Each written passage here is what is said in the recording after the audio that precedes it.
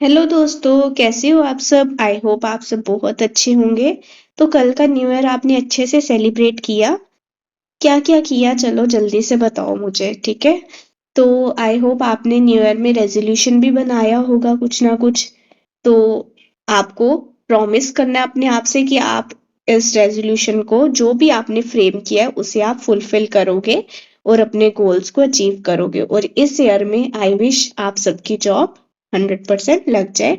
मेरे जितने भी स्टूडेंट्स हैं, जो भी मेरे साथ कनेक्टेड हैं, सबके सबकी जॉब लग जाए। यही मेरी विश है और यही मैं उम्मीद करती हूँ, ठीक है। तो चलो आज विदाउट वेस्टिंग एनी टाइम हम डायरेक्ट पढ़ते हैं, हमने क्या पढ़ना है। तो आज हमारा टॉपिक ऑफ डिस्कशन क्या रहेगा बच्चों?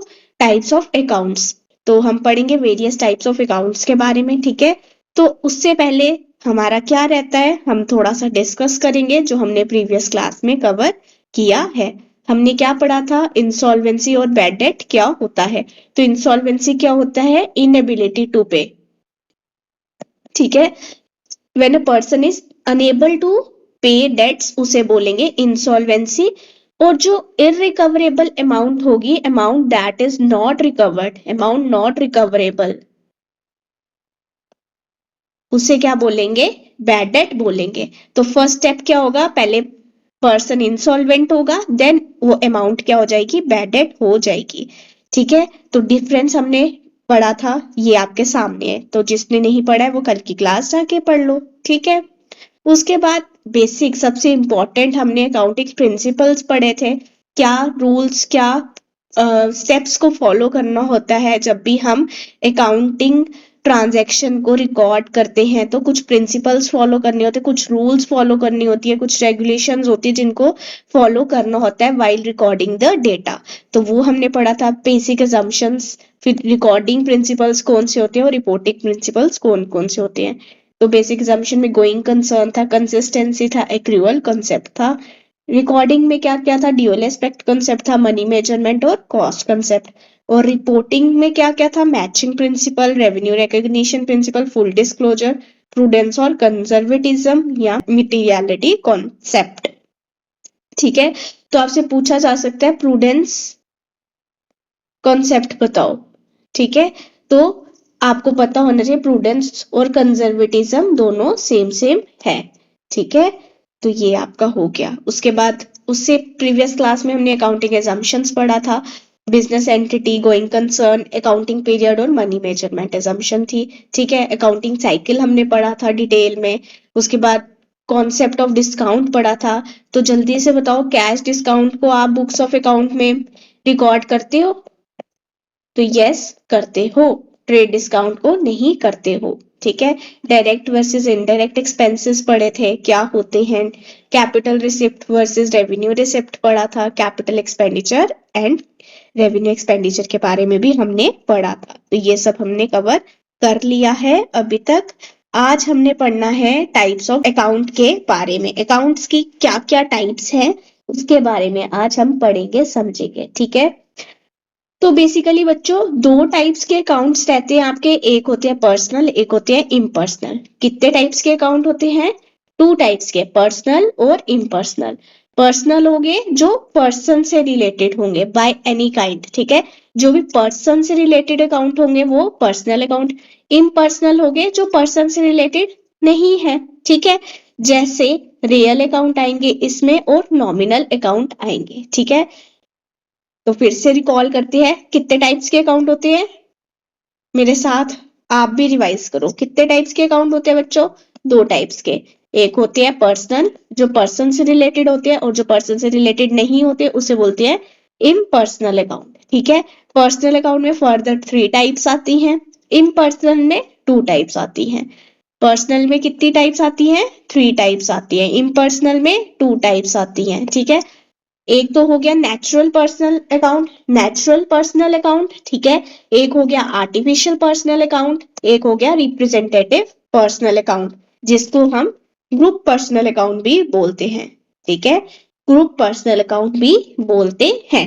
तो पर्सनल अकाउंट की कितनी टाइप्स हुई, फर्दर थ्री टाइप्स हुई, natural personal account, artificial personal account और रिप्रेजेंटेटिव पर्सनल अकाउंट और group personal account.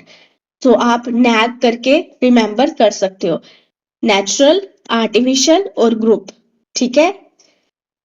Then impersonal में टू टाइप्स आती है, रियल अकाउंट और nominal account. Real account and nominal account. तो रिन करके आप इसको लर्न कर सकते हो। आई से इम्पर्सनल हो गया, रियल और नॉमिनल। ठीक है। रियल और नॉमिनल किसकी टाइप्स है? इम्पर्सनल की। और जहां जहां भी पर्सनल लिखा है तो वो तो पर्सनल की टाइप है, नेचुरल, आर्टिफिशियल और रिप्रेजेंटेटिव। ये किसकी टाइप्स है? पर्सनल अकाउंट्स की। ठीक है।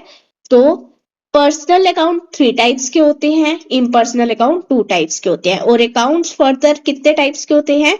Accounts basically broadly two types के होते हैं। आई होप यहां तक आपको समझ आ गया होगा। ठीक है। अब बच्चों पर्सनल अकाउंट क्या हो गए? पर्सनल अकाउंट हो गए अकाउंट्स ऑफ पर्सन। ठीक है। जो पर्सन के अकाउंट, जैसे राम का अकाउंट, ठीक है, श्याम का अकाउंट, सीता का अकाउंट, ठीक है, सुरभीज अकाउंट, योर अकाउंट, आपका कोई अकाउंट है। ठीक है। तो ये क्या हो गए? पर्सनल अकाउंट हो गए। ठीक है। ABC account. इम्पर्सनल अकाउंट क्या हो गए? जो पर्सन से रिलेटेड नहीं है। तो इसमें क्या आएंगे? क्या आएगा इसमें? जैसे फर्नीचर का अकाउंट हो गया, तो ये पर्सन से रिलेटेड नहीं है, ये किसी चीज के रिलेटेड है, एसेट से रिलेटेड है। तो ये कौन सा अकाउंट आएगा अभी हम पढ़ेंगे, पर ये क्या हो गया? इम्पर्सनल अकाउंट हो गया। ठीक है। पहले हम पर्सनल अकाउंट को ही कवर करते हैं। तो फर्स्ट आ जाएगा आपका personal account. Let me change the colour. Personal account. ठीक है बच्चों। पर्सनल अकाउंट क्या हो गया? Accounts of persons. पर्सन का जो अकाउंट होगा वो क्या हो गया? पर्सनल अकाउंट होता है। तो accounts recording transaction with a person और a group of person with whom the business has dealings are known as personal account। ठीक है। let me write it here। तो accounts जो रिकॉर्ड करते हैं, accounts recording transaction with a person, जो person के साथ ट्रांजैक्शन हुई है, राइट, और ग्रुप ऑफ पर्सन्स, पर्सन और group of persons with whom the business has dealings, business has dealings। तो उसे क्या बोलेंगे? उसे बोलेंगे पर्सनल अकाउंट। ठीक है। To record credit transactions, to record credit transactions, these accounts are necessary. ठीक है। ये अकाउंट्स जो है जरूरी होते हैं, क्योंकि क्रेडिट ट्रांजैक्शंस अगर रिकॉर्ड कर रहे हो, उधार पे लिया हुआ है सामान, तो पर्सनल अकाउंट होना बहुत ज्यादा जरूरी होता है। क्यों? क्योंकि बिना पर्सनल अकाउंट के आपको पता ही नहीं चलेगा किससे पैसा लिया हुआ है। अगर सपोज सुरभि ने क्रेडिट पे सामान लिया है, ठीक है, क्या किया है? क्रेडिट पे सामान लिया है। अब सुरभि ने पैसे वापस करने हैं, तो सुरभि के खाते का बैलेंस बनेगा ना, सुरभि के अकाउंट्स में हम लिख देंगे कि सुरभि ने कितना पैसा देना है, 500 रुपीज अभी येट टू पे। ठीक है, अभी पे करना है।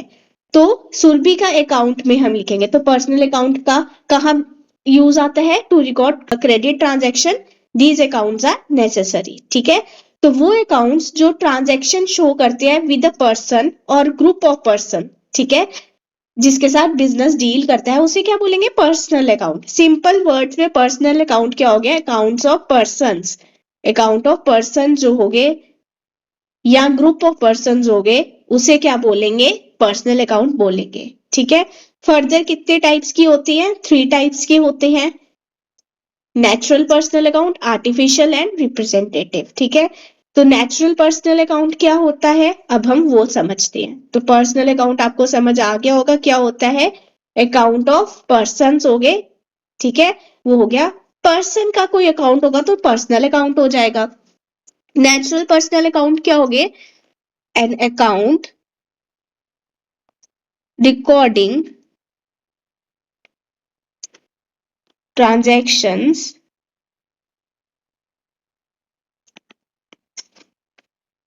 with an individual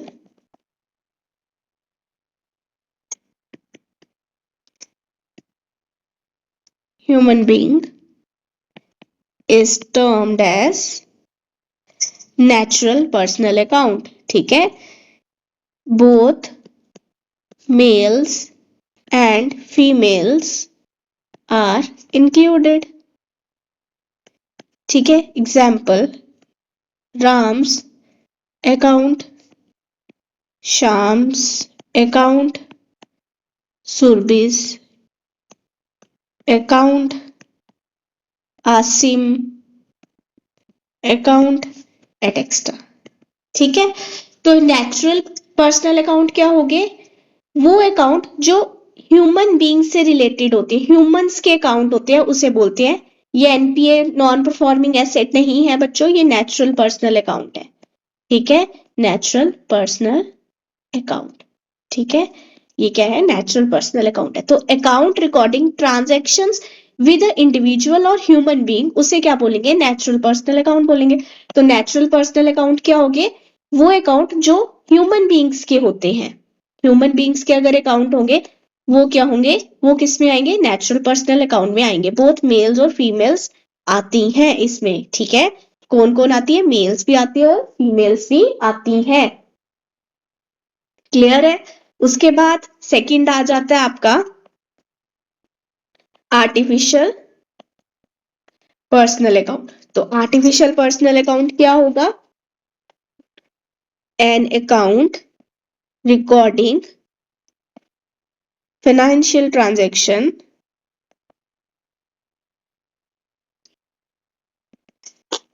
with an artificial person created by law or otherwise is termed as artificial personal account. ठीक है, तो उसे क्या बोलेंगे? आर्टिफिशियल पर्सनल अकाउंट बोलेंगे। एग्जाम्पल इसकी क्या हुई? फर्म का कोई अकाउंट हो गया, लिमिटेड कंपनी का अकाउंट हो गया, एजुकेशनल इंस्टीट्यूट का अकाउंट हो गया, किसी कोऑपरेटिव सोसाइटी का कोई अकाउंट हो गया। तो ये यहाँ पे आ जाते हैं आर्टिफिशियल पर्सनल अकाउंट में आ जाते हैं। तो ये कौन से अकाउंट होते हैं? जो आर्टिफिशियल पर्सन से रिलेटेड होते हैं, मतलब ह्यूमन बीइंग्स नहीं होते हैं। ठीक है, ह्यूमन बीइंग्स नहीं होते हैं, बट आर्टिफिशियली हम इसे ह्यूमन बीइंग्स कंसीडर करते हैं। आर्टिफिशियली कंसीडर करते हैं, क्यों? क्योंकि ये क्रिएटेड बाय, कैसे क्रिएट होते हैं? लॉ के थ्रू क्रिएट होते हैं या अदरवाइज। ठीक है, ये क्रिएटेड बाय किसके क्रिएट, कैसे क्रिएट किए जाते हैं? By law. तो आर्टिफिशियल पर्सनल अकाउंट वो अकाउंट हो गए जो ह्यूमन बीइंग्स के तो नहीं होते हैं, बट हम उन्हें एज ह्यूमन बीइंग्स ट्रीट करते हैं, या ह्यूमन उसे लिविंग अकाउंट कंसीडर करते हैं। ह्यूमन बीइंग्स तो नहीं ट्रीट करेंगे, बट हम उसे लिविंग अकाउंट्स कंसीडर करते हैं। क्यों? क्योंकि उन्हें स्यू किया जा सकता है और वो भी किसी को स्यू कर सकते हैं। कैन बी स्यूड और कैन स्यू।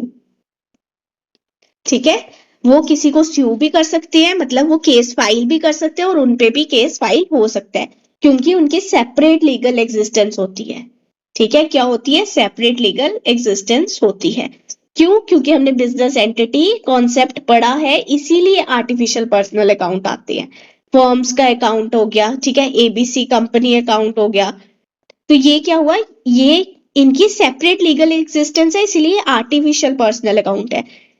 इसको हम पर्सनल अकाउंट में ही कंसीडर करते हैं, बट आर्टिफिशियल है, मतलब हमने बनाया हुआ, मैन मेड है। ठीक है, अब ह्यूमन बीइंग है, वो कोई मैन मेड थोड़ी है, वो तो human being, naturally human being है, बट उसको उसकी एग्जिस्टेंस तो ऑलरेडी है, बट जो आर्टिफिशियली हम किसी चीज की एग्जिस्टेंस करवाते हैं, उसका अकाउंट बनाते हैं, तो वो क्या हो जाता है? आर्टिफिशियल पर्सनल अकाउंट हो जाता है।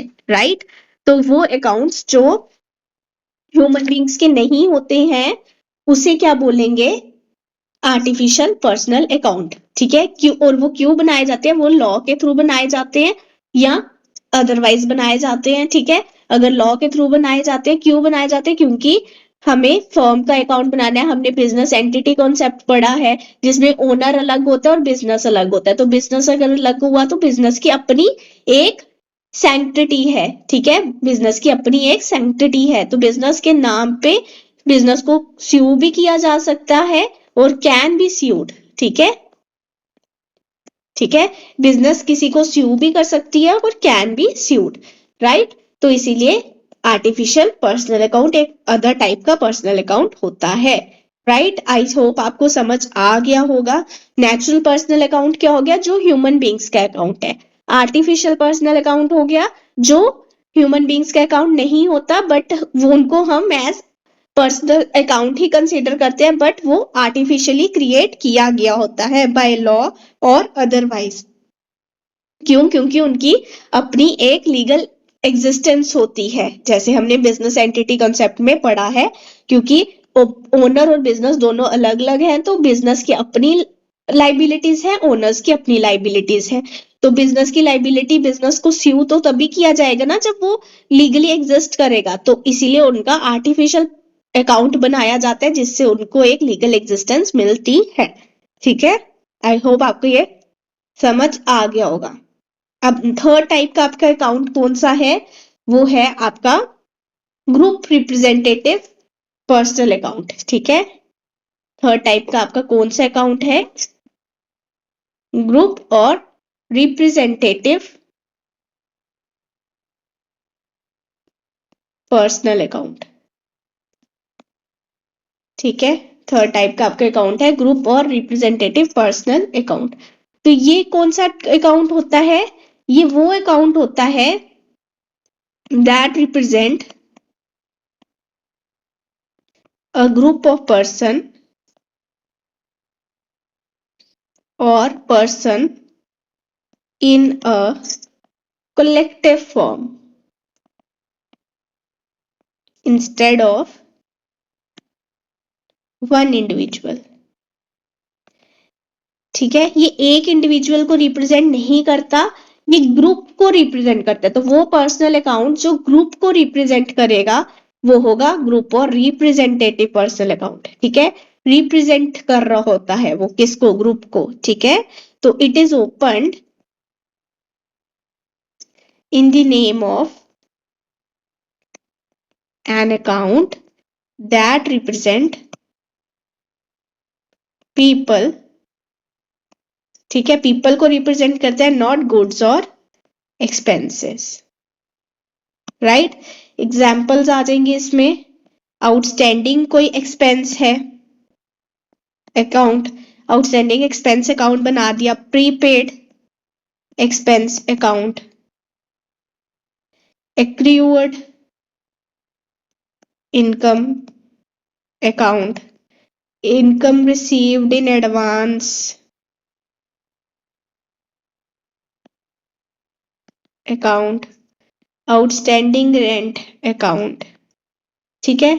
तो ये आ गया आपकी एग्जांपल्स।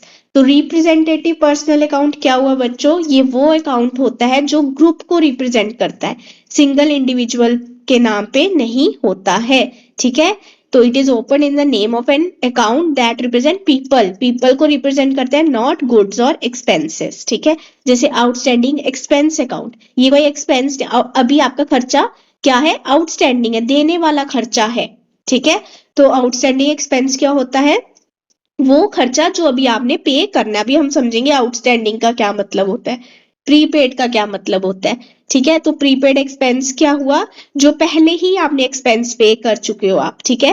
प्रीपेड एक्सपेंस क्या हुआ? वो एक्सपेंस जो आप पहले ही पे कर चुके हो, तो वो उसका अकाउंट बनाया। तो वो किसको प्रीपेड एक्सपेंस है? आपने पहले ही पे कर दिया। सपोज मेरे को आपने पैसे देने थे, सुरभि को आपने पैसे देने थे, ठीक है, आपने पहले ही पे कर दिए हैं। मार्च में पैसे आपकी इंस्टॉलमेंट ड्यू होनी थी, आपने फेब्रुवरी में ही पे कर दी, तो आपने प्री पे कर दिया, ठीक है, पहले पे कर दिया, राइट। तो ये क्या करोगे आप? पहले एक अकाउंट बना लोगे, रिप्रेजेंटेटिव पर्सनल अकाउंट बना लोगे कि किस किस को पहले पे कर दिया है वो लिख दोगे, किस किस के आउटस्टैंडिंग है एक्सपेंस, जो देने वाले खर्चे हैं उसका एक अकाउंट बना दोगे। तो ये group representative personal account group को रिप्रेजेंट करती है। इसमें आप एक बंदे का नहीं बताओगे, इसमें आप प्रॉपर बताओगे कि अगर 10 पर्सन्स को देनी है तो 10 बंदों का नाम आ जाएगा। आउटस्टैंडिंग एक्सपेंस अकाउंट बनाया, कितने कितनों के आउटस्टैंडिंग है, देने वाले कितने कितने लोग हैं जिनको पैसे देने हैं। प्रीपेड एक्सपेंस अकाउंट है तो प्रीपेड पहले किसको दे दिया उनका नाम आ जाएगा। ठीक है, तो ये क्या हो गया, ग्रुप या रिप्रेजेंटेटिव पर्सनल अकाउंट हो गया। आई होप आपको समझ आ गया होगा। ठीक है, तो बेसिकली इसमें क्या आता है, इसमें क्या आता है, इसमें आपको एक चीज से इसको याद रखना है, इसमें वो आएंगे, ये वो अकाउंट्स को रिप्रेजेंट करते हैं, ये these account represents persons to whom we have to pay or persons from whom we have to receive money। ठीक है, ये रिप्रेजेंट करते हैं वो, ये अकाउंट क्या रिप्रेजेंट करते हैं, ये रिप्रेजेंट करते हैं वो पर्सन्स जिनको आइदर हमने पैसे पे करने हैं या जिनसे हमने पैसे रिसीव करने हैं। ठीक है, तो ये रिप्रेजेंट कर रहे हैं ना पर्सन्स को जिनको हमने आइदर पे करने हैं या जिनसे हमने रिसीव करने हैं, तभी तो इसे ग्रुप और रिप्रेजेंटेटिव पर्सनल अकाउंट बोलते हैं, क्योंकि ये रिप्रेजेंट करते हैं वो पर्सन्स को जिनको हमने आइदर पे करने हैं पैसे या जिनसे हमने रिसीव करने हैं। ठीक है, तो इसमें गोल्डन रूल कौन सा लगेगा, पर्सनल अकाउंट है तो debit the receiver credit the giver. ठीक है, इसमें कौन सा रूल लगेगा, debit the receiver credit the giver. अभी हम समझेंगे 3 रूल्स के बारे में, हमने ऑलरेडी पढ़ा हुआ है बट हम रिकॉल कर लेंगे। ठीक है, तो जहां डायरेक्ट पर्सन नहीं होगा वहां कौन सा अकाउंट आ जाएगा, वहां रिप्रेजेंटेटिव पर्सनल अकाउंट आ जाएगा। ठीक है, समझ आ गई। तो जब एक्सपेंस आउटस्टैंडिंग है, जब एक्सपेंस क्या है, एक्सपेंस अगर आउटस्टैंडिंग है, आउटस्टैंडिंग मतलब अभी एक्सपेंस आपका देने वाला है। ठीक है, आउटस्टैंडिंग मतलब ना ड्यू हो गया है बट देने वाला है, तो उसे क्या करेंगे, उसे हम क्रेडिट कर देंगे। अगर इनकम एक्रू हो गई है तो उसे क्या कर देंगे, डेबिट कर देंगे। ठीक है, उसे क्या कर देंगे, डेबिट कर देंगे। क्यों, क्योंकि डेबिट द रिसीवर होता है और क्रेडिट द गिवर होता है। राइट, ये हमने पढ़ लिया ऑलरेडी, समझ आई।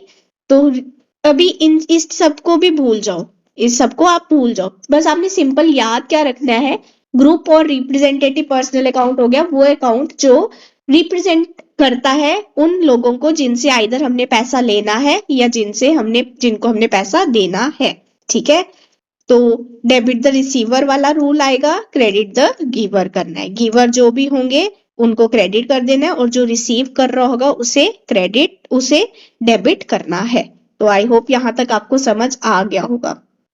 उसके बाद आपका थर्ड टाइप का अकाउंट आता है रिप्रेजेंटेटिव, ये हमने पढ़ लिया। ठीक है, नेचुरल, आर्टिफिशियल और रिप्रेजेंटेड। अब आपके आते हैं इम्पर्सनल अकाउंट। तो इम्पर्सनल अकाउंट आपके 2 टाइप के होते हैं, रियल और नॉमिनल। रियल अकाउंट वो होंगे जो एसेट्स लाइबिलिटीज से रिलेटेड होंगे, मतलब रियल चीजों से रिलेटेड अकाउंट होंगे तो वो क्या होंगे, रियल अकाउंट। ठीक है, मतलब चीजों से रिलेटेड जो अकाउंट होंगे उन्हें बोलेंगे रियल अकाउंट। और खर्चों से, एक्सपेंसेस, लॉसेस, गेन्स, इनकम से रिलेटेड जो भी अकाउंट होंगे वो होंगे नॉमिनल अकाउंट। ठीक है, तो रियल, अभी हम इसमें डिफरेंस पढ़ते हैं। तो रियल अकाउंट कौन से होंगे, जो एसेट्स लाइबिलिटीज से डील करेंगे वो हो गए आपके बच्चे रियल अकाउंट। ठीक है, इसमें पीपल नहीं आते हैं, इसमें कौन नहीं आते, इसमें पीपल, लोग नहीं आते हैं। ठीक है, पर्सनल अकाउंट क्या हो गया, जो पर्सन से डील करेंगे, अब आपको समझ आ गया होगा, जिसमें natural personal account, artificial personal account और रिप्रेजेंटेटिव और ग्रुप पर्सनल अकाउंट आते हैं। नॉमिनल अकाउंट हो गया जो एक्सपेंसेस, लॉसेस, इनकम, गेन से रिलेटेड अकाउंट होंगे वो हो गए नॉमिनल अकाउंट। इसमें रूल्स आते हैं ये जिनको जर्नल के रूल्स बोलते हैं। जर्नल रूल्स या जर्नलाइजिंग में कौन से रूल्स लगते हैं, जर्नलाइजिंग में कौन से रूल्स लगते हैं, ये वो है। रियल अकाउंट में क्या आएगा, रियल अकाउंट मतलब चीजों से रिलेटेड, मतलब एसेट लाइबिलिटी से रिलेटेड है। तो लैंड, बिल्डिंग, प्लांट, मशीनरी, ठीक है, ये सब आपके पास क्या होता है, या तो आपके पास आता है या तो जाता है, आपसे बाहर जाएगा। आइदर एसेट आप परचेज करोगे, ठीक है, या सेल करोगे, ठीक है, एसेट या तो परचेज करोगे या सेल करोगे। Debit what comes in, credit what goes out, ठीक है, डेबिट करना है व्हाट कम्स इन, क्रेडिट करना है व्हाट गोज आउट, ये रूल है। डेबिट किसको करना है और क्रेडिट किसको करना है। जब हम जर्नलाइजिंग करते हैं, जर्नलाइजिंग ड्यूल एंट्री पे बेस्ड होता है, ड्यूल एंट्री पे बेस्ड होता है ना, तो डेबिट किसको करना है और क्रेडिट किसको करना है ये आपको पता होना चाहिए, ठीक है। तो कैसे, रियल अकाउंट का क्या रूल है, जब भी कोई एसेट की बात होगी तो आपने क्या करना है, डेबिट करना है। अगर चीज आ रही होगी तो डेबिट करना है, अगर आपसे जा रही होगी तो क्रेडिट कर देना है। पर्सनल अकाउंट का रूल क्या है, debit the receiver, credit the giver. Person होंगे तो आइदर वो रिसीव कर रहे होंगे या वो दे रहे होंगे कोई चीज, तो डेबिट करना है रिसीवर को और गिवर को क्रेडिट कर देना है। नॉमिनल अकाउंट में क्या होता है, आपके एक्सपेंसेस लॉसेस का तो होता है, तो एक्सपेंसेस या लॉसेस होंगे तो उन्हें क्या करना है, डेबिट करना है। इनकम्स और गेन्स होंगी उससे क्या कर देना है बच्चे, हमने क्रेडिट कर देना है। तो 3 रूल्स है जर्नलाइजिंग के। फर्स्ट है debit the receiver, credit the giver. Second है debit what comes in, credit what goes out. Third है debit all expenses and losses, credit all gains and incomes. तो एग्जांपल्स क्या होगी, जैसे bank account, furniture account, building account, ठीक है, ये real account क्योंकि एसेट्स के रिलेटेड है। पर्सन के रिलेटेड होगा तो पर्सनल अकाउंट आ जाएगा, debtors, creditors, salary account, rent account, commission account, ये सब क्या हो गए, नॉमिनल अकाउंट आते हैं क्योंकि ये एक्सपेंसेस, लॉसेस, इनकम, गेन्स के रिलेटेड अकाउंट्स हैं, ठीक है। तो आई होप आपको ये समझ आया होगा। अब तो थोड़ा इसको डिटेल में समझते हैं। अब रियल अकाउंट, नॉमिनल अकाउंट ऐसे ऊपर ऊपर से आपको तो समझ आ गया होगा क्या होता है ना। तो रियल अकाउंट में क्या आ जाएंगे, जो भी एसेट से रिलेटेड है, तो एक तो फिक्स्ड एसेट्स होते हैं आपके, ठीक है, एक आपके इन्वेस्टमेंट्स आ जाती हैं। रियल अकाउंट में फिक्स्ड एसेट्स आते हैं, इन्वेस्टमेंट्स आ जाती हैं और करंट एसेट्स आते हैं, ठीक है। फिक्स्ड एसेट्स हो गए ना लॉन्ग टर्म एसेट्स, अब तो आपको समझ आ रही होगी। फिक्स्ड एसेट्स हो गए लॉन्ग टर्म एसेट्स, जैसे पढ़ा है हमने एसेट्स को बहुत डिटेल में, जिसमें टेंजिबल आते हैं और इंटेंजिबल आते हैं, ठीक है। मशीनरी हो गई, प्लांट हो गया, राइट, लैंड हो गया, बिल्डिंग हो गया, ये टेंजिबल हो गए। इंटेंजिबल में गुडविल हो गया, पेटेंट्स हो गया, इंटेलेक्चुअल प्रॉपर्टी जो होती है वो आ जाएगी। इन्वेस्टमेंट्स में क्या आ जाएगा, जैसे शेयर्स, डिबेंचर्स में हो गई, राइट, पोस्ट ऑफिस सेविंग हो गई एट एक्स्ट्रा। इन्वेस्टमेंट्स भी आ जाती है आपके रियल अकाउंट में। करंट एसेट्स हो गया short term assets, right, short term asset जैसे कैश, स्टॉक, ये सब क्या हो गया, आपके करंट एसेट्स हो गए, राइट। तो आपको रियल अकाउंट में क्या आ जाता है, फिक्स्ड एसेट्स आ जाते हैं, करंट एसेट्स आ जाती है और इन्वेस्टमेंट्स आती हैं। नॉमिनल अकाउंट में क्या आ जाता है, इनकम्स, नॉमिनल तो सिंपल ही है ना, इनकम्स, लॉसेस, गेन्स, ये सभी जिसके भी अकाउंट होंगे वो हो जाएंगे नॉमिनल अकाउंट। जैसे वेजेस अकाउंट हो गया, पोस्टेज एंड टेलीग्राम अकाउंट हो गया, सैलरी अकाउंट हो गया, डेप्रिसिएशन अकाउंट हो गया, इलेक्ट्रिसिटी अकाउंट हो गया, डिस्काउंट अलाउड अकाउंट हो गया, ये सारे एक्सपेंसेस है ना आपके। बैंक चार्जेस हो गए, एडवर्टीजमेंट एक्सपेंस हो गया। इनकम के अकाउंट्स कौन से हो गए, जैसे इंटरेस्ट रिसीव हो गया आपको, डिस्काउंट रिसीव हो गया, डिविडेंड रिसीव हो गया, रेंट रिसीव हो गया, कमीशन रिसीव, ब्रोकरेज रिसीव्ड। तो ये सारे अकाउंट्स किस में आ जाएंगे, नॉमिनल अकाउंट्स का ही पार्ट होंगे। तो आई होप आपको ये अकाउंट्स वाला टॉपिक तो अच्छे से ही समझ आ गया होगा। तो एक बार रिकॉल कर लेते हैं। नेचुरल पर्सनल अकाउंट हो गए ह्यूमन बींग्स के अकाउंट, आर्टिफिशियल पर्सनल अकाउंट होंगे वो अकाउंट्स जो आइदर क्रिएटेड बाय लॉ होंगे क्योंकि इनकी सेपरेट लीगल एग्जिस्टेंस होती है, ठीक है, ये डायरेक्ट ह्यूमन बींग से रिलेटेड नहीं होते। रिप्रेजेंटेटिव पर्सनल अकाउंट हो गए वो अकाउंट्स जो रिप्रेजेंट करते हैं पर्संस को जिनको हमने आइदर पैसे देने हैं या जिनसे पैसे लेने हैं। रियल अकाउंट हो गया जो रियल थिंग्स का अकाउंट होता है, एसेट्स लाइबिलिटीज के जो अकाउंट होंगे वो होंगे रियल अकाउंट। इसमें फिक्स्ड एसेट्स आ जाएंगे, इन्वेस्टमेंट्स आ जाएंगे और करंट एसेट्स आ जाएंगे। नॉमिनल अकाउंट क्या हो गया, एक्सपेंसेस से रिलेटेड, लॉसेस से रिलेटेड, इनकम्स, गेन से रिलेटेड सारे अकाउंट्स आ जाएंगे नॉमिनल अकाउंट्स में। तो आई होप ये आपको डिटेल में समझ आ गया होगा अब, ठीक है। तो आप इसका स्क्रीनशॉट ले लो ये आपके साथ पीडीएफ विद एनोटेशंस में शेयर कर दूंगी, तो आप पढ़ लेना बच्चों वहां से। तो अब आपको मैंने क्या बताने जा रही हूँ, जर्नलाइजिंग के कल हमने क्या पढ़ना है, कल से हमने आपकी जर्नल एंट्रीज पढ़नी है। तो जर्नलाइजिंग के 3 रूल्स मैंने आपको बता दिए, ठीक है, कि इससे क्या पता चलेगा आपको डेबिट क्रेडिट किसको करना है। इससे क्या पता चलेगा आपको डेबिट क्रेडिट किसको करना है। तो 3 रूल्स क्या थे, रियल अकाउंट का क्या रूल था, रियल मतलब चीजों का, तो चीजें आपके पास आइदर आएंगी या आपसे जाएंगी। Debit what comes in, credit what goes out, ठीक है। पर्सनल अकाउंट था तो पर्सन आइदर रिसीव करेगा या देगा, तो डेबिट करना है रिसीवर को, क्रेडिट करना है गिवर को, ठीक है। और नॉमिनल अकाउंट में क्या था, डेबिट करना है एक्सपेंसेस और लॉसेस को, क्रेडिट करना है गेन्स और इनकम को, ठीक है। तो ये आपके जर्नलाइजिंग के 3 रूल्स है। कल इसको लर्न करके आना है, पक्के से लर्न करके आना है आपने, जितना आपकी टिप्स पे हो जाए उतना टिप्स पे करके आना है, क्योंकि ये अगर चीजें आपकी टिप्स पे होंगी कि किस किस को डेबिट क्रेडिट करना है, जर्नलाइजिंग बहुत आसान हो जाएगी। जर्नलाइजिंग आपके लिए खेल बन जाएगा, ठीक है। जर्नल एंट्रीज पास करना बहुत इजी हो जाएगा, राइट। तो जर्नलाइजिंग में कितने कॉलम्स होते हैं बच्चों, हमने पढ़े थे 5 कॉलम्स होते हैं, ठीक है।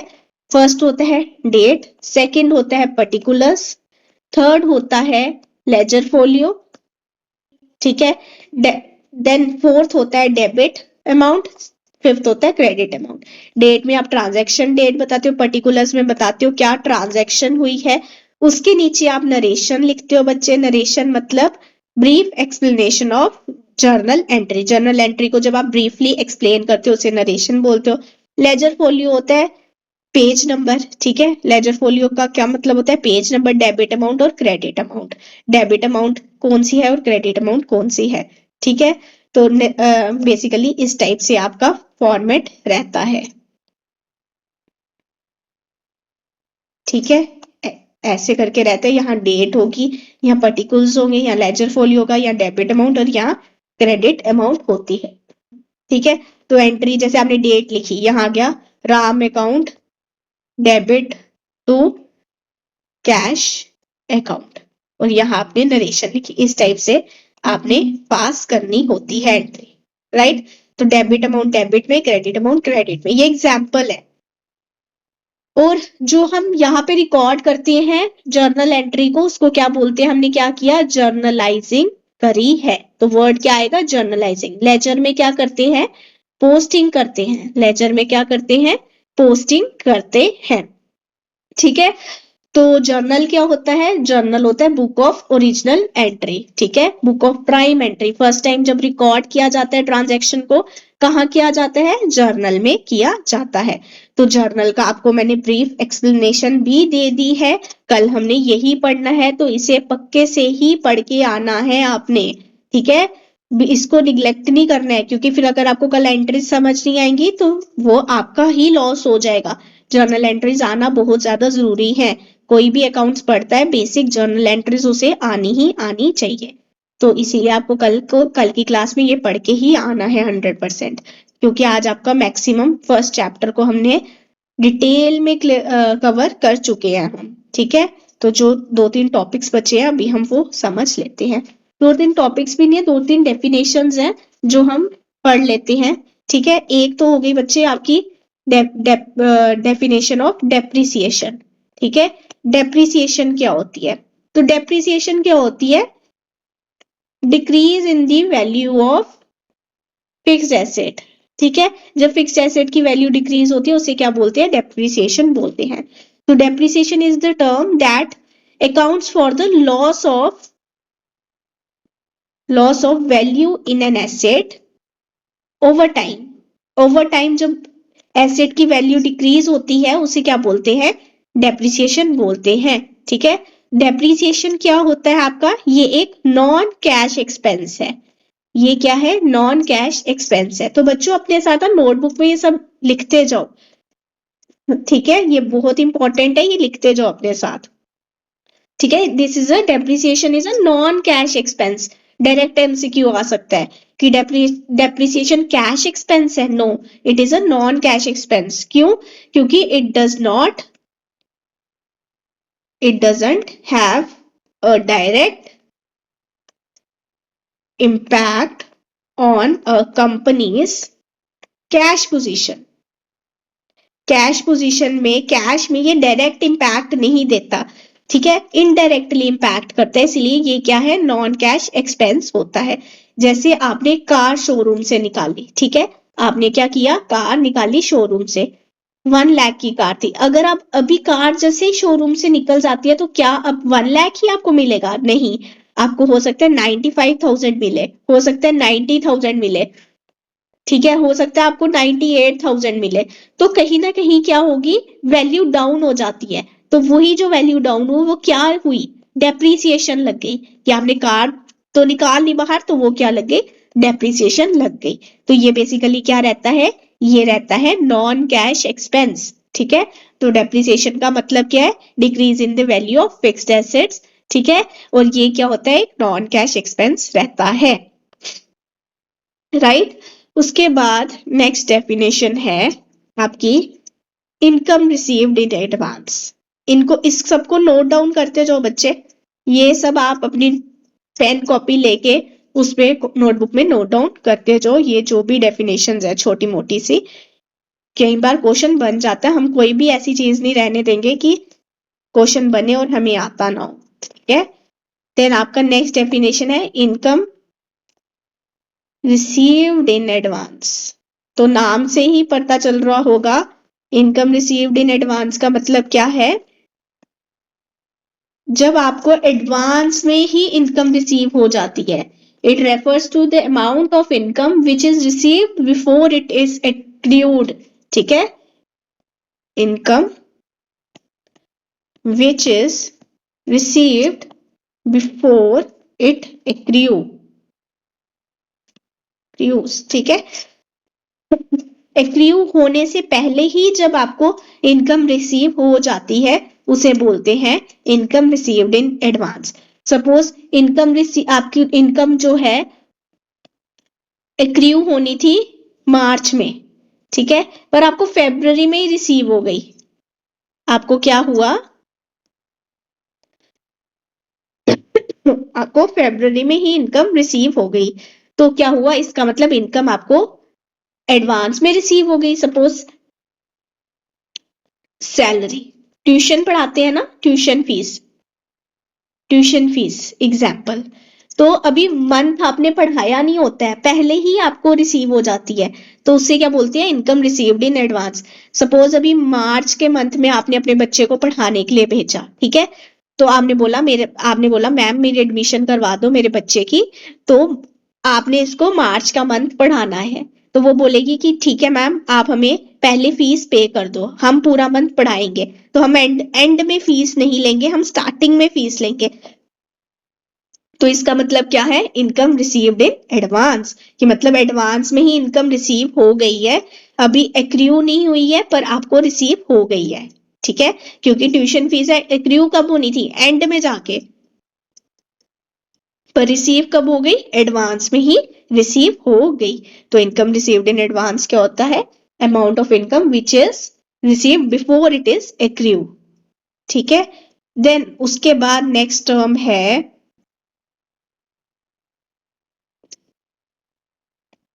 परचेज रिटर्न, ठीक है। अब क्या हम पढ़ेंगे, परचेज रिटर्न क्या होता है। परचेज रिटर्न को हम और क्या बोलते हैं, return outward, very important. Purchase return को क्या बोलते हैं, रिटर्न आउटवर्ड। परचेज में से हम क्या माइनस करते हैं, परचेज रिटर्न माइनस करते हैं, इससे हमको क्या मिलता है, नेट परचेजेस मिलता है, ठीक है। परचेज में से जब हम परचेज रिटर्न माइनस करते हैं तो हमें क्या मिलता है, नेट परचेजेस मिलता है। तो परचेज रिटर्न होता क्या है, व्हेन परचेज्ड गुड्स, जब परचेज्ड गुड्स आप रिटर्न करते हो, are return to the supplier, तब क्या बोलते हैं, परचेज रिटर्न हुआ है। जब आपने परचेज गुड्स जो है रिटर्न कर दिए सप्लायर को, बिजनेस ने क्या किया, गुड्स परचेज किए सप्लायर से, ठीक है, बिजनेस ने परचेज किया ना, सप्लायर ने कुछ गुड्स दिए बिजनेस को, बिजनेस ने क्या किया, वो गुड्स रिटर्न कर दिए सप्लायर को।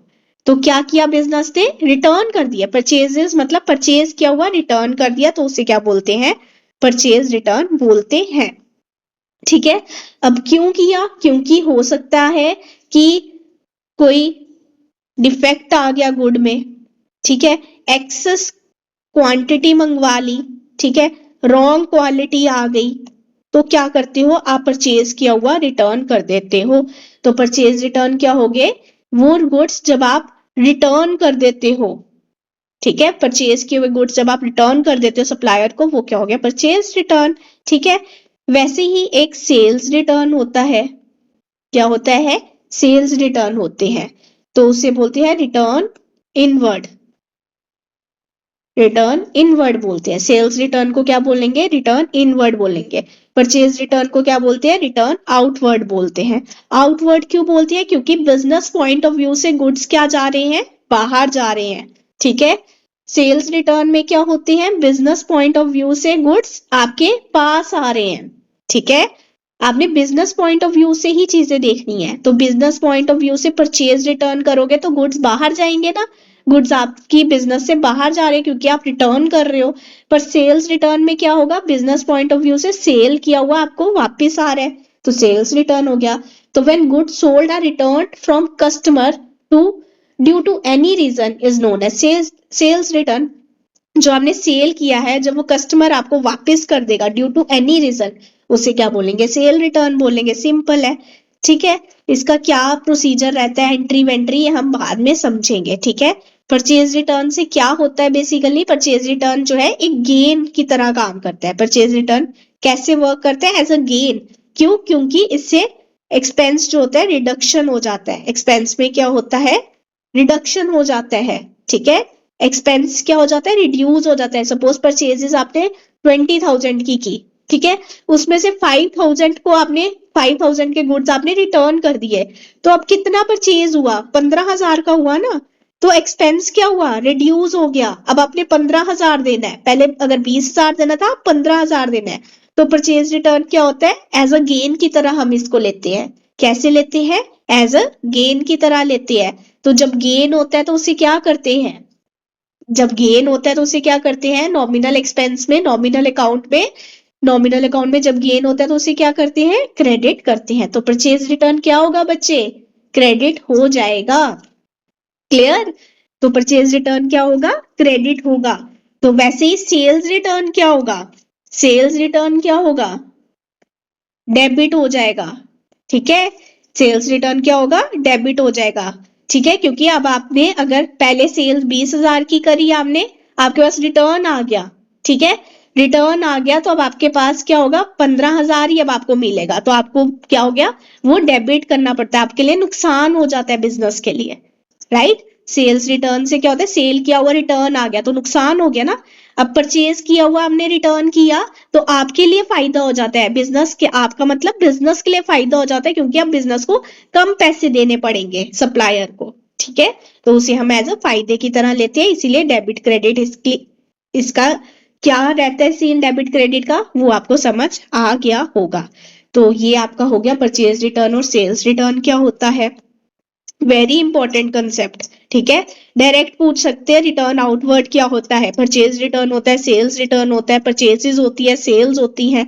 ठीक है, वैसे ही नेट सेल्स कैसे आएंगी, सेल्स में से जब आप सेल्स रिटर्न माइनस करते हो या रिटर्न इनवर्ड माइनस करते हो, दोनों सेम ही है, उसे क्या बोलते हैं, सेल्स रिटर्न बोलते हैं। ठीक है, क्लियर है। नाउ अब आपका नेक्स्ट है outstanding expense.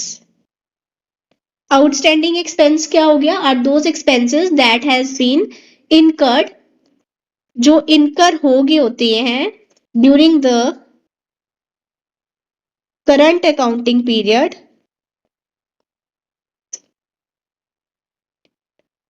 And are due to be paid, and are due to be paid, जो आपने पे करने होते हैं।